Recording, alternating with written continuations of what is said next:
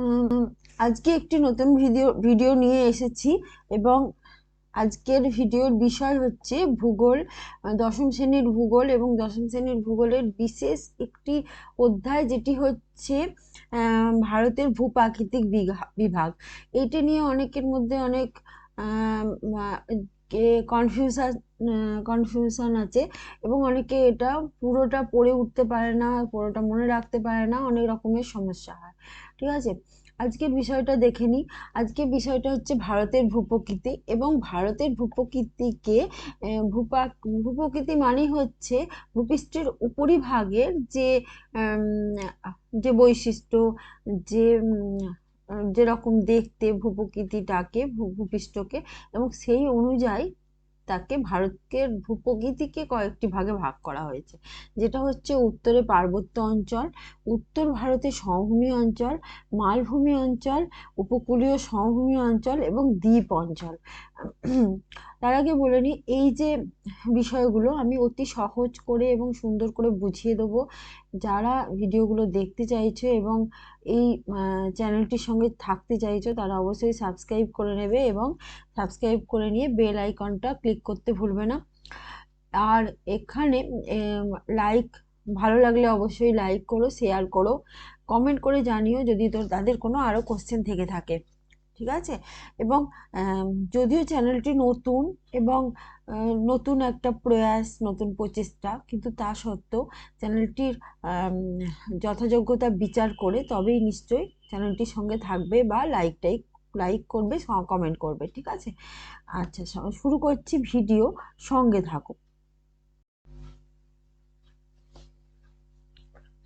উত্তরে পার্বত্য অঞ্চলে আসি। উত্তরে পার্বত্য অঞ্চল যেটা ভারতের সবচেয়ে উত্তর দিকে আছে এবং সমগ্র উত্তর জুড়ে বিস্তৃত আছে, সেটি হচ্ছে উত্তরে পার্বত্য অঞ্চল। এই উত্তরে পার্বত্য অঞ্চলকে দুভাগে ভাগ করা হয়, মানে হিমালয়ের ভূপ্রকৃতিকে, যেটা হচ্ছে দৈর্ঘ্য অনুযায়ী হিমালয়ের শ্রেণীবিভাগ করা হয়, হিমালয়ের যে ভূপ্রকৃতি, আর প্রস্থ অনুযায়ী হয়। ঠিক আছে, এবার এখানে হচ্ছে প্রস্থ বরাবর শ্রেণীবিভাগটি বলতে গেলে যেটা হচ্ছে, সেটা চারটি ভাগে ভাগ করা হয়: টেথিস হিমালয়, হিমাদ্রি হিমালয়, হিমাচল হিমালয় এবং শিবালিক হিমালয়। ঠিক আছে, আচ্ছা, আমরা জানি হিমালয় একটি ভঙ্গিল পর্বত এবং এই ভঙ্গিল পর্বত যেখানে আছে এখন বর্তমানে, সেখানে একটি অগভীর সাগর ছিল, যেটাকে বলা হচ্ছে টেথিস সাগর। ঠিক আছে, আচ্ছা, এই টেথিস সাগর অগভীর ছিল এবং এই টেথিস সাগরের উপরে একটি মানে ভাঁজ খাওয়ার জন্য এই ভঙ্গিল পর্বত তৈরি হয়েছে। এবং যদি বলা হয় যে যদি হিমালয়ের সৃষ্টির কারণ বলা হয়, তাহলে সেটাকে দুভাগে ভাগ করা যেতে পারে, যেটা হচ্ছে তোমার মহীখাত বা পাত গাঠনিক। ঠিক আছে, এবার হচ্ছে হিমালয়ের যে গঠন কার্য। ঠিক আছে, হিমালয়ের গঠন কার্য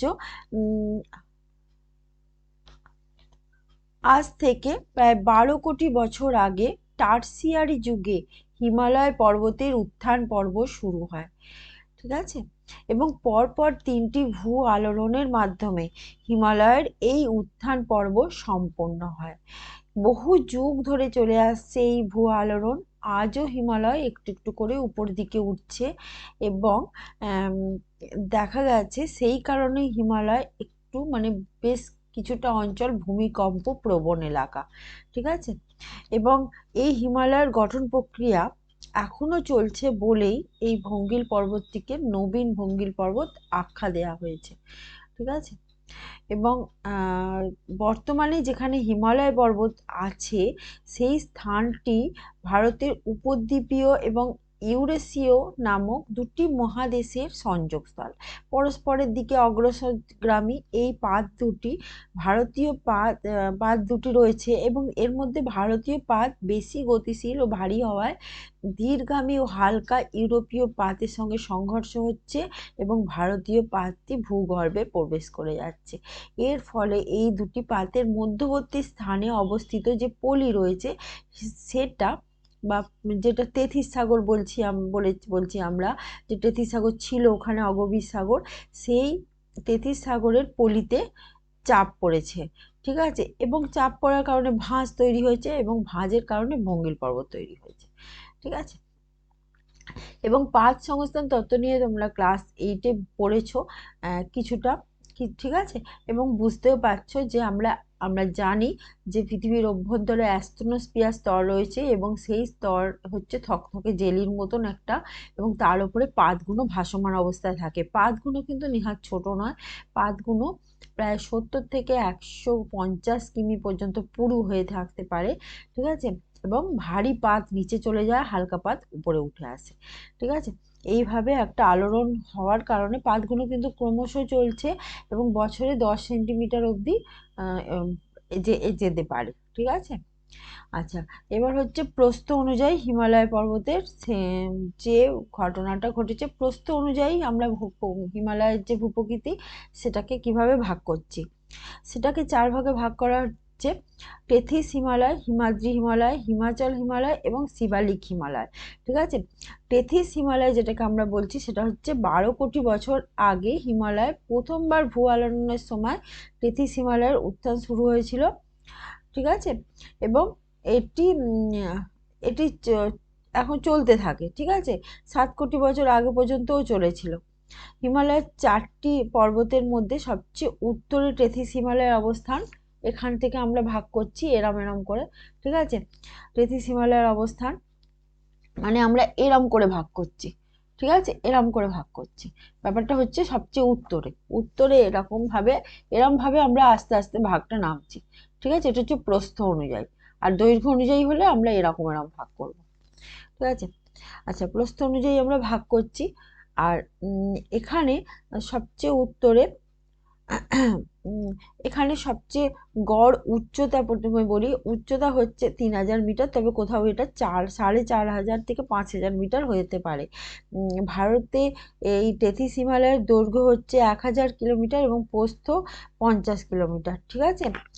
আর এই টেথিস হিমালয়ের যে পর্বতগুলো আছে সেই পর্বতগুলো নাম হচ্ছে জাস্কার, লাদাখ, কারাকোরাম, কৈলাস, ঠিক আছে। এইখানে এরম করে ভাগ করছি আমি, এরম করে, ঠিক আছে, এরম করে ভাগ করছি, মানে এইখানে আমরা এই জায়গাটাকে আমরা টেথিস হিমালয় বলবো, এই জায়গাটাকে, ঠিক আছে। তারপর এখানে কারাকোরাম আছে, লাদাখ আছে, ঠিক আছে, এই জায়গাটা কেটু রয়েছে, কেটু কারাকোরামের সর্বোচ্চ শৃঙ্গ গডউইন অস্টিন, ঠিক আছে। আচ্ছা, এরপরে আসছি হিমাদ্রি হিমালয়। হিমাদ্রি হিমালয় আজ থেকে 12 কোটি বছর আগে এর গঠন কার্য শুরু হয়েছে, ঠিক আছে। হিমাদ্রি হিমালয় এর যে শৃঙ্গগুলো হচ্ছে, এটা মাউন্ট এভারেস্ট, কাঞ্চনজঙ্ঘা, ঠিক আছে, এটা সারা বছর তুষারে আবৃত থাকে, এবং এখানে নাথুলা রয়েছে, জেলেপলা রয়েছে, প্রভৃতি গিরিপথ রয়েছে, আর গঙ্গোত্রী, যমুনেত্রী এই জায়গাতেই রয়েছে, ঠিক আছে, এসব জায়গাতেই রয়েছে। তার মানে এই জায়গাটাকে আমরা টেথিস হিমালয় বলবো। তারপরে আসছি আমরা এরকম জায়গাটাতে, এরম জায়গাটাতে আমরা বলছি এটাকে হিমাদ্রি হিমালয়। এবার হচ্ছে হিমাচল হিমালয়। হিমাচল হিমালয় হচ্ছে শিবালিকের উত্তরে এবং হিমাদ্রির দক্ষিণে প্রায় 60 থেকে 90 কিমি চওড়া, ঠিক আছে। এটা হিমাচল হিমালয় বা মধ্য হিমালয় বলতে পারা যেতে পারে, ঠিক আছে। এখানে পীর পাঞ্জাল উচ্চতম শৃঙ্গ, ঠিক আছে। এছাড়া এখানে নাগটিব্বা, ধওলঘর, মুসৌরি প্রভৃতি রয়েছে, এবং চেনা চেনা কিছু যেগুলো শুনেছো এমন কিছু পর্বতের নাম মনে রাখলে এই জায়গাটা মনে রাখতে পারবে, ঠিক আছে। এরপরে আসছি শিবালিক হিমালয়। শিবালিক হিমালয় আজ থেকে প্রায় 20 লক্ষ থেকে 2 কোটি বছর আগে ভূ আলোড়নের ফলে সৃষ্টি হয়েছে, ঠিক আছে। এখানে দুন আছে, দেরাদুন, কোটা, চৌখাম্বা, পাটলিপুর, ঠিক আছে। এখানে দেরাদুন হচ্ছে বৃহত্তম উপত্যকা। প্রসঙ্গত এই প্রসঙ্গে আসি, হিমালয়ের সিনটেক্সিয়াল বাঁক রয়েছে, ঠিক আছে। হিমালয়ের পর্বত পূর্ব ও পশ্চিমে হঠাৎ শেষ হয়ে গিয়ে কি হয়েছে, এইখানে এবং এইখানে, ঠিক আছে, পশ্চিমে এবং এখানে হঠাৎ শেষ হয়ে গিয়ে একটা চুলের কাঁটার মতন বাঁক তৈরি হয়েছে, একে ছুঁচলো বাঁক তৈরি করেছে, এটাকে বলে হিমালয়ের সিনটেক্সিয়াল বাঁক, ঠিক আছে। পশ্চিমে যেটা রয়েছে সেটা সিন্ধু নদের গভীর গিরিখাত তৈরি করেছে, আর পূর্ব দিকে যেটা রয়েছে দক্ষিণে চুলের মতন একটা বাঁক সৃষ্টি করেছে, ঠিক আছে।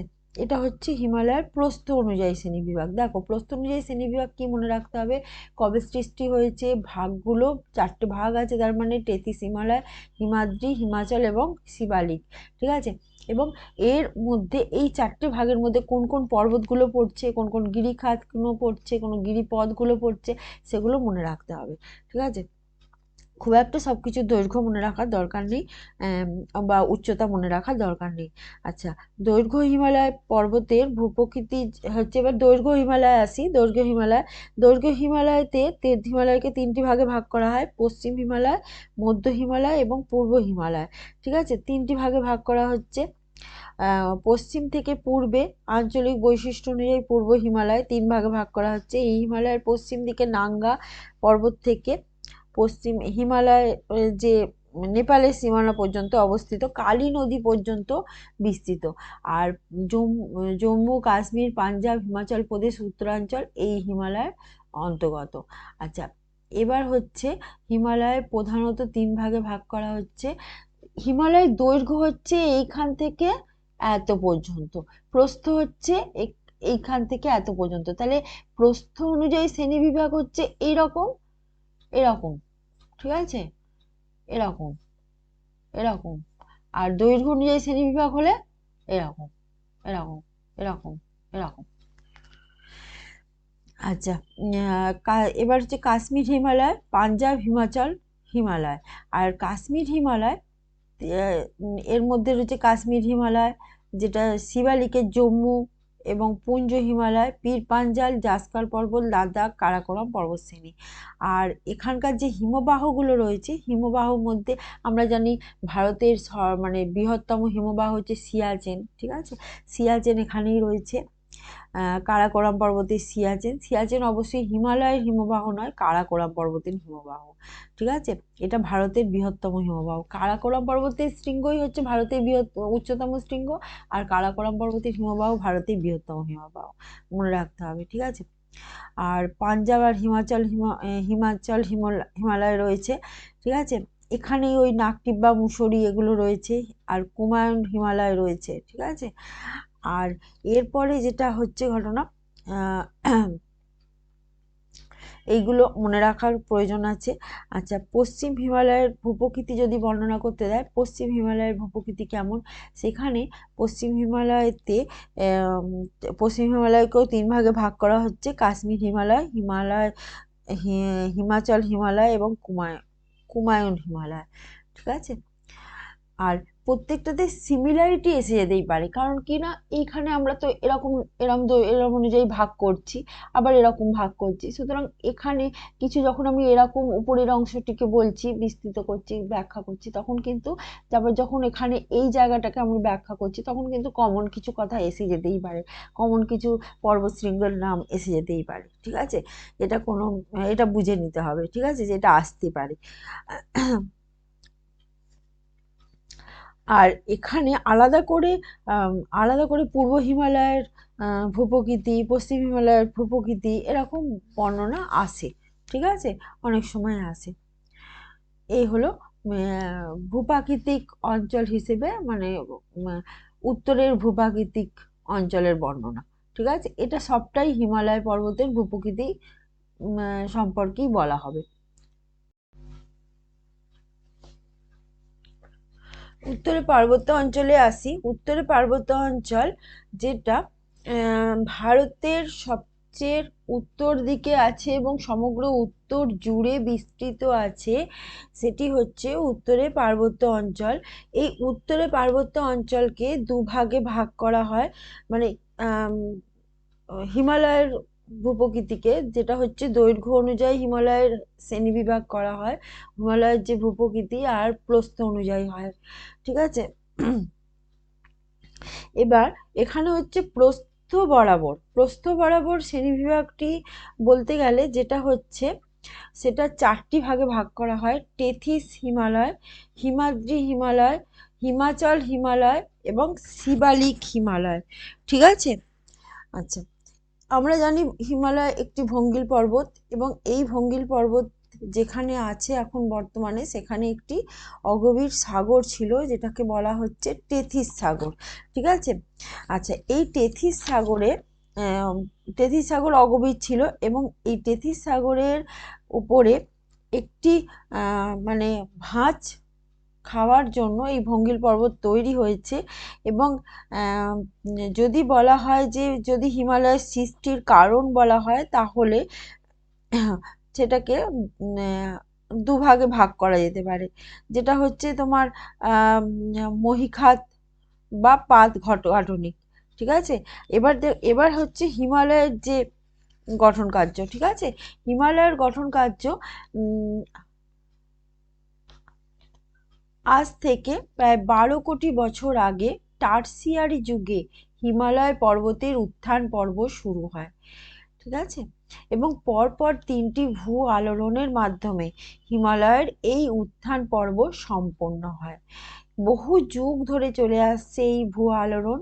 আজও হিমালয় একটু একটু করে উপর দিকে উঠছে, এবং দেখা গেছে সেই কারণে হিমালয় একটু মানে বেশ কিছুটা অঞ্চল ভূমিকম্প প্রবণ এলাকা।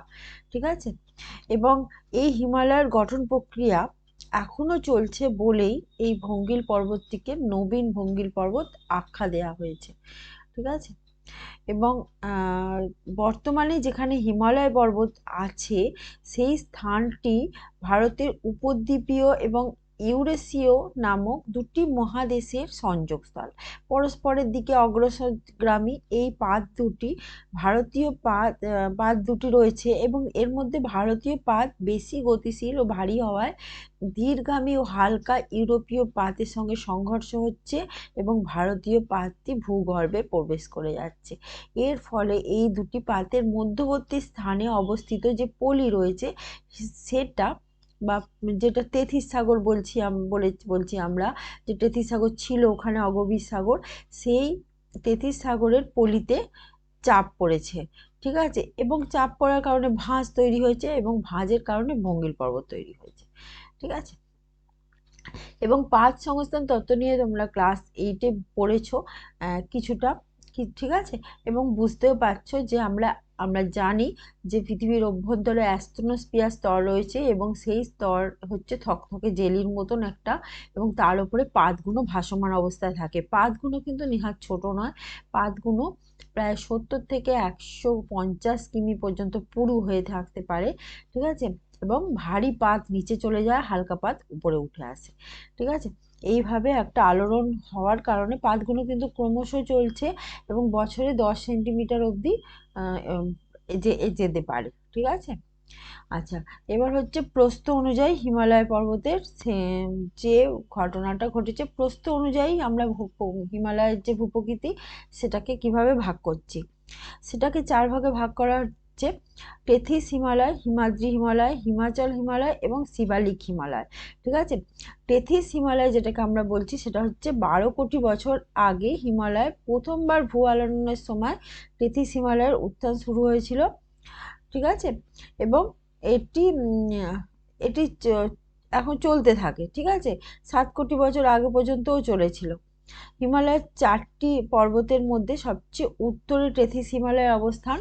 এখান থেকে আমরা ভাগ করছি এরম করে। ঠিক আছে। টেথিস হিমালয়ের অবস্থান মানে আমরা এরম করে ভাগ করছি। ঠিক আছে। এরম করে ভাগ করছি। ব্যাপারটা হচ্ছে সবচেয়ে উত্তরে এরম ভাবে আমরা আস্তে আস্তে ভাগটা নামছি। ঠিক আছে। এটা হচ্ছে প্রস্থ অনুযায়ী।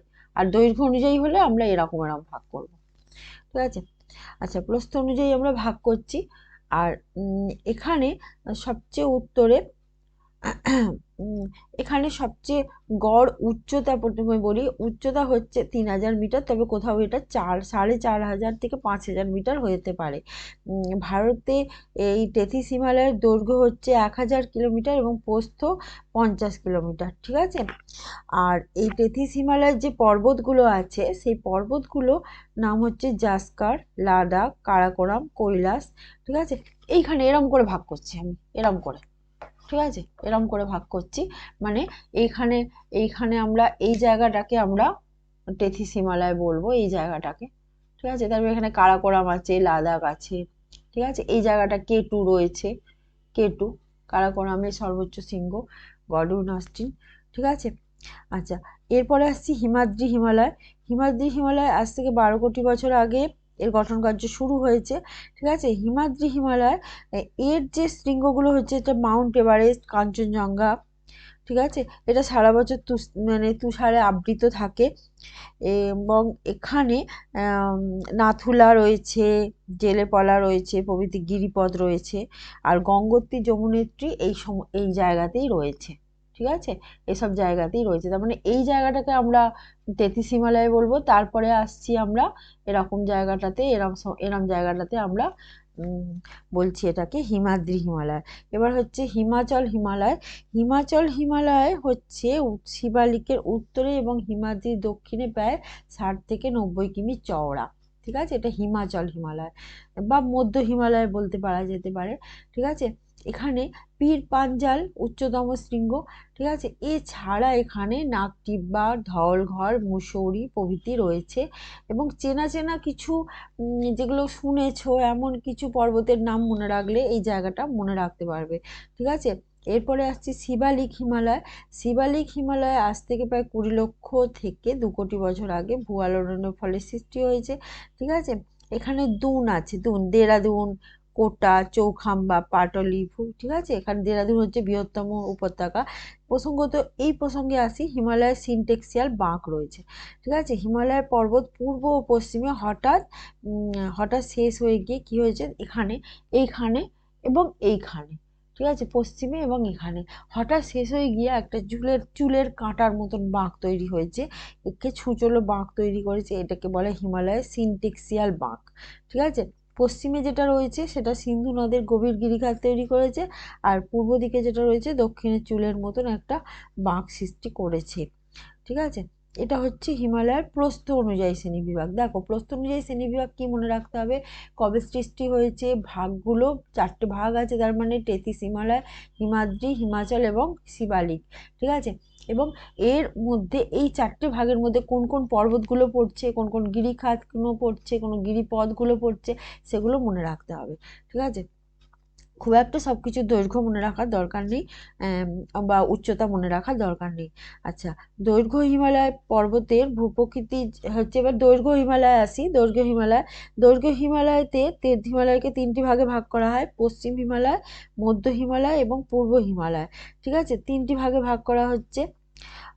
পশ্চিম থেকে পূর্বে আঞ্চলিক বৈশিষ্ট্য অনুযায়ী পূর্ব হিমালয় 3 ভাগে ভাগ করা হচ্ছে। এই হিমালয়ের পশ্চিম দিকে নাঙ্গা পর্বত থেকে পশ্চিম হিমালয় যে নেপালের সীমানা পর্যন্ত অবস্থিত, কালী নদী পর্যন্ত বিস্তৃত। আর জম্মু, কাশ্মীর, পাঞ্জাব, হিমাচল প্রদেশ, উত্তরাঞ্চল এই হিমালয়ের অন্তর্গত। আচ্ছা, এবার হচ্ছে হিমালয় প্রধানত 3 ভাগে ভাগ করা হচ্ছে। হিমালয়ের দৈর্ঘ্য হচ্ছে এইখান থেকে এত পর্যন্ত, প্রস্থ হচ্ছে এইখান থেকে এত পর্যন্ত। তাহলে প্রস্থ অনুযায়ী শ্রেণীবিভাগ হচ্ছে এইরকম, এরকম। ঠিক আছে। এরকম, এরকম। আর দৈর্ঘ্য অনুযায়ী শ্রেণীবিভাগ হলে এরকম, এরকম, এরকম, এরকম। আচ্ছা, এবার হচ্ছে কাশ্মীর হিমালয়, পাঞ্জাব, হিমাচল হিমালয়। আর কাশ্মীর হিমালয় এর মধ্যে রয়েছে কাশ্মীর হিমালয়, যেটা শিবালিকের জম্মু এবং পুঞ্জ হিমালয়, পীর পাঞ্জাল, জাসকার পর্বত, লাদাখ, কারাকোরাম পর্বতশ্রেণী। আর এখানকার যে হিমবাহগুলো রয়েছে, হিমবাহর মধ্যে আমরা জানি ভারতের মানে বৃহত্তম হিমবাহ হচ্ছে সিয়াচেন। ঠিক আছে। সিয়াচেন এখানেই রয়েছে। কারাকোরাম পর্বতের সিয়াচেন অবশ্যই হিমালয়ের হিমবাহ নয়, কারাকোরাম পর্বতের হিমবাহ। ঠিক আছে। এটা ভারতের বৃহত্তম হিমবাহ। কারাকোরাম পর্বতের শৃঙ্গই হচ্ছে ভারতের উচ্চতম শৃঙ্গ, আর কারাকোরাম পর্বতের হিমবাহ ভারতের বৃহত্তম হিমবাহ। মনে রাখতে হবে। ঠিক আছে। আর পাঞ্জাব আর হিমালয় রয়েছে। ঠিক আছে। এখানেই ওই নাগটিব্বা, মুসৌরি এগুলো রয়েছে। আর কুমায়ুন হিমালয় রয়েছে। ঠিক আছে। আর এরপরে যেটা হচ্ছে ঘটনা, এইগুলো মনে রাখার প্রয়োজন আছে। আচ্ছা, পশ্চিম হিমালয়ের ভূপ্রকৃতি যদি বর্ণনা করতে দেয়, পশ্চিম হিমালয়ের ভূপ্রকৃতি কেমন, সেখানে পশ্চিম হিমালয়কেও 3 ভাগে ভাগ করা হচ্ছে: কাশ্মীর হিমালয়, হিমাচল হিমালয় এবং কুমায়ুন হিমালয়। ঠিক আছে। আর প্রত্যেকটাতে সিমিলারিটি এসে যেতেই পারে, কারণ কি না এইখানে আমরা তো এরকম এরকম অনুযায়ী ভাগ করছি, আবার এরকম ভাগ করছি, সুতরাং এখানে কিছু যখন আমি এরকম উপরের অংশটিকে বলছি, বিস্তৃত করছি, ব্যাখ্যা করছি, তখন কিন্তু তারপর যখন এখানে এই জায়গাটাকে আমি ব্যাখ্যা করছি, তখন কিন্তু কমন কিছু কথা এসে যেতেই পারে, কমন কিছু পর্বতশৃঙ্গের নাম এসে যেতেই পারে। ঠিক আছে, এটা বুঝে নিতে হবে, ঠিক আছে, যে এটা আসতে পারে। আর এখানে আলাদা করে পূর্ব হিমালয়ের ভূপ্রকৃতি, পশ্চিম হিমালয়ের ভূপ্রকৃতি, এরকম বর্ণনা আসে। ঠিক আছে, অনেক সময় আসে। এই হলো ভূপ্রাকৃতিক অঞ্চল হিসেবে, মানে উত্তরের ভূপ্রাকৃতিক অঞ্চলের বর্ণনা। ঠিক আছে, এটা সবটাই হিমালয় পর্বতের ভূপ্রকৃতি সম্পর্কেই বলা হবে।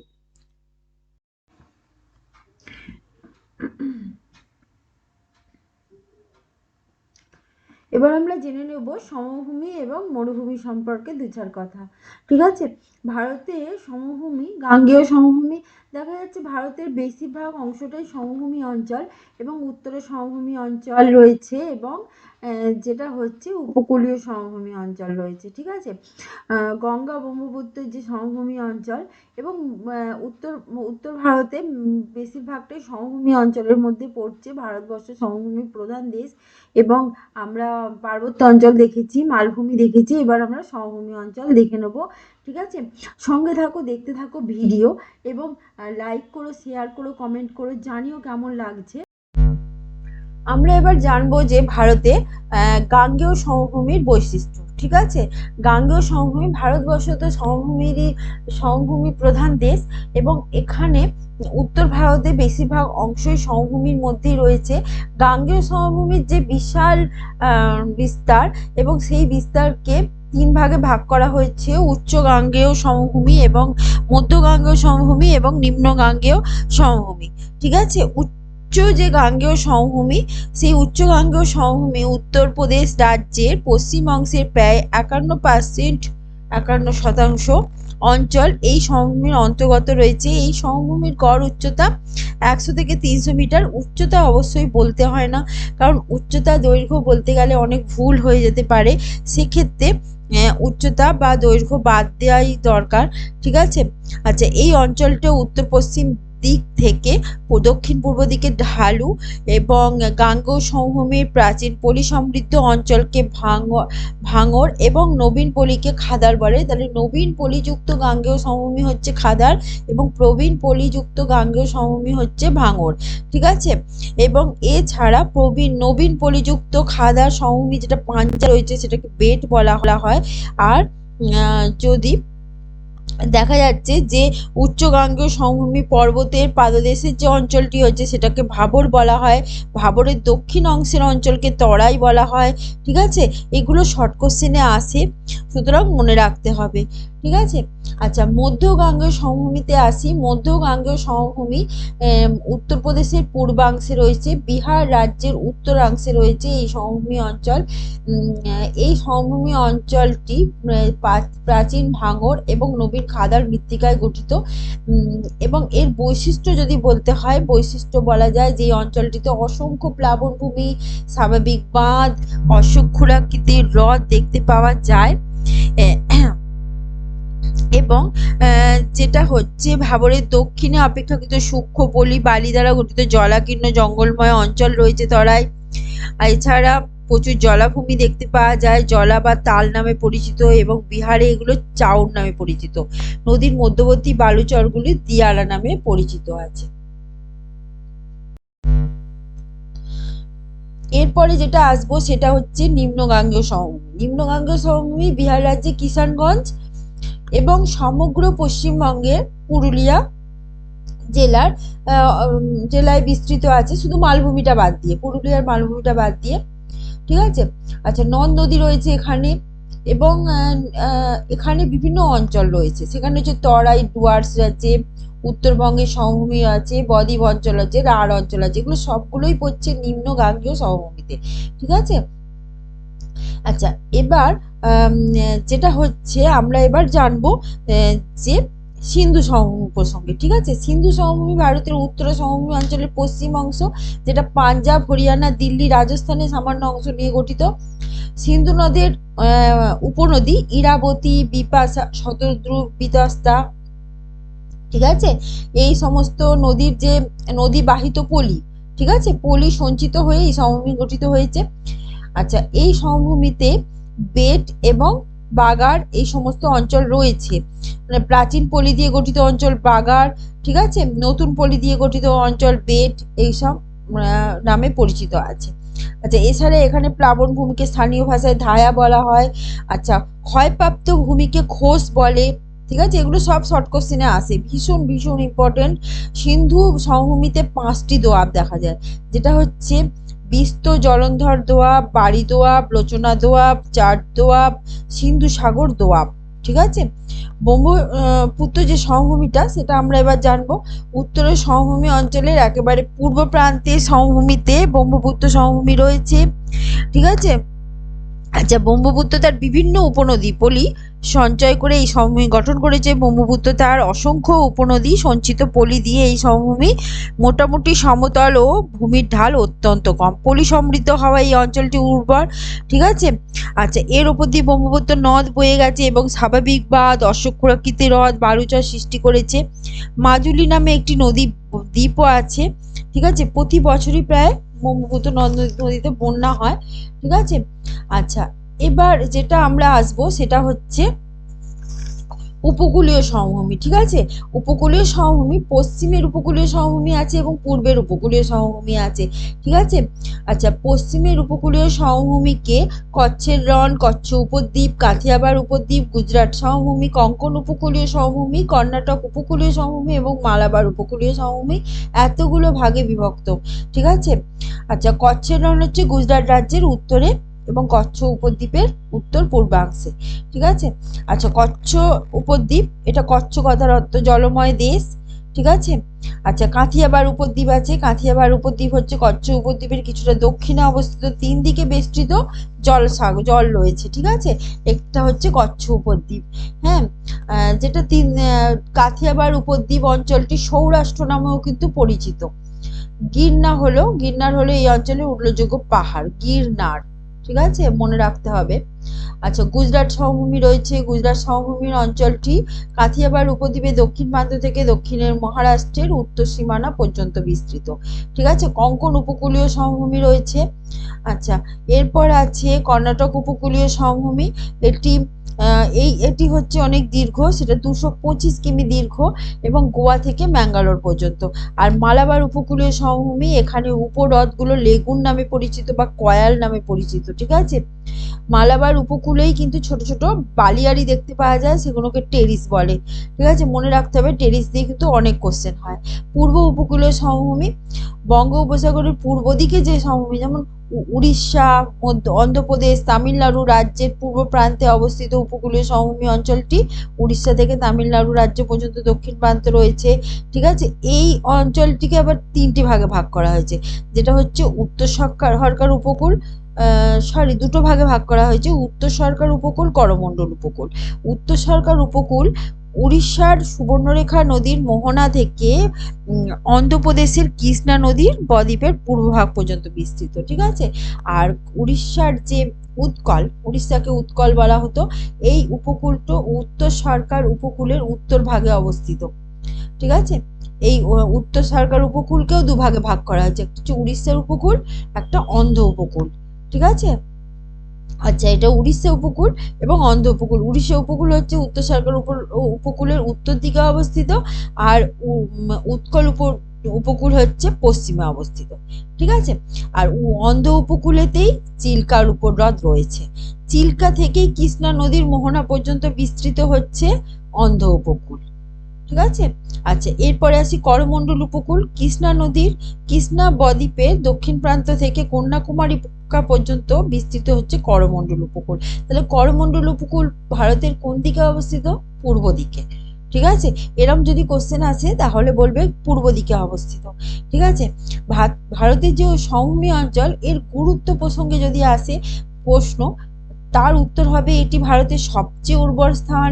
এখানে বিভিন্ন নদী জমে পলি গঠন করেছে এবং উর্বর ভূমি তৈরি করেছে, এখানে প্রচুর ভালো চাষবাস হয়, ঠিক আছে।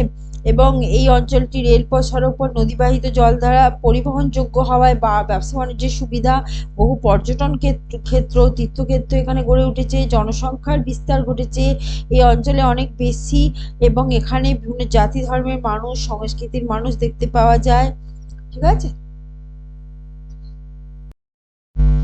দেখো, ভারতের ভূপ্রকৃতি আমরা পড়ছি অথচ মরুভূমি পড়বো না, তাকে কখনো হয়? মরুভূমিটাও আমাদের পড়তেই হবে, ঠিক আছে।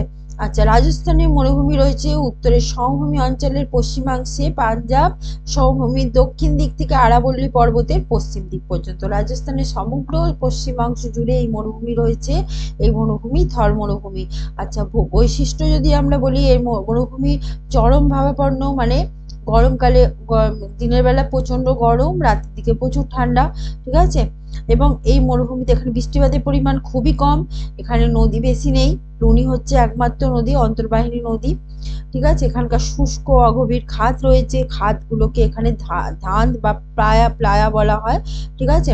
হ্রদগুলোর মধ্যে সম্বর হ্রদ রয়েছে, ঠিক আছে। এছাড়া এই অঞ্চলে বহু ছিপ এবং বারখান বালিয়াড়ি দেখতে পাওয়া যায়, চলমান বালিয়াড়িকে এখানে ধিয়ান বলে, ঠিক আছে। রাজস্থানে পশ্চিম দিকে বালি, পাথর ইত্যাদি দ্বারা মরুস্থলী গঠন করা হয়েছে। মরুস্থলী কথাটির অর্থ হচ্ছে মৃতের দেশ, ঠিক আছে। তাহলে রাজস্থানের একেবারে পশ্চিমে রয়েছে মরুস্থলী বা মৃতের দেশ, ঠিক আছে।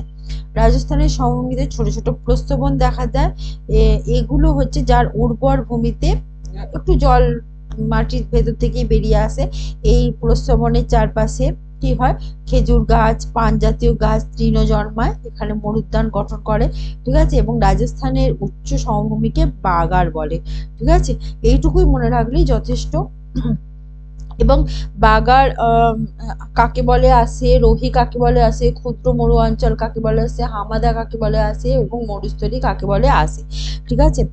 বাগার হচ্ছে আরাবল্লী পর্বতের পাদদেশে মরুভূমির একেবারে পূর্ব প্রান্তে অবস্থিত এই অঞ্চলটি মরুভূমি এবং সমভূমির মধ্যবর্তী অংশে অল্প বালুকাময় স্থান, ঠিক আছে।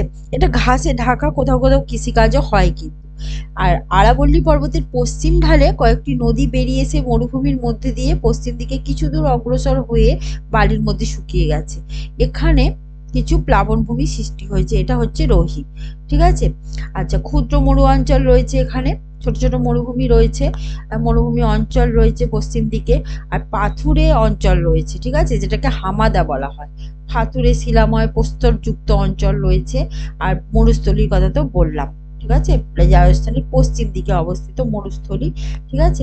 এখানে মাইলের পর মাইল জুড়ে আছে শুধু বালি আর বালি, কোথাও সবুজের চিহ্ন নেই, সেই জন্য এই স্থানটি ভয়াল এবং ভয়ঙ্কর রূপ পরিগ্রহ করেছে, এই জন্য এই স্থানটিকে মরুস্থলী বলা হয়, ঠিক আছে। ভারত আমাদের বৈচিত্র্যময় দেশ, মানে যেটা ভূপ্রাকৃতিক অঞ্চল আলোচনা করলেই আমরা জানতে পারি, ভারতের ভূপ্রাকৃতিক অঞ্চল দিক দিয়ে ভারতে এত বৈচিত্র্য রয়েছে, কোথাও মরুভূমি আছে, কোথাও পার্বত্য ভূমি আছে, কোথাও সমতল ভূমি আছে, কোথাও উপকূলীয় সমতল ভূমি আছে, কোথাও মালভূমি আছে। এই যে এত বৈচিত্র্যময় দেশ, এবং এই বৈচিত্র্যময় দেশের যে ভূপ্রকৃতি, সেটা যদি তুমি খুব আগ্রহ সহকারে একবার জেনে নাও, একবার বুঝে নাও, তাহলে কিন্তু মোটেই শক্ত লাগে না, কঠিন লাগে না, ঠিক আছে। এবং পড়তে খুবই ভালো লাগে, যদি ম্যাপ দেখে বেশি করে পড়া যায় তাহলে কিন্তু বেশি ভালো লাগে।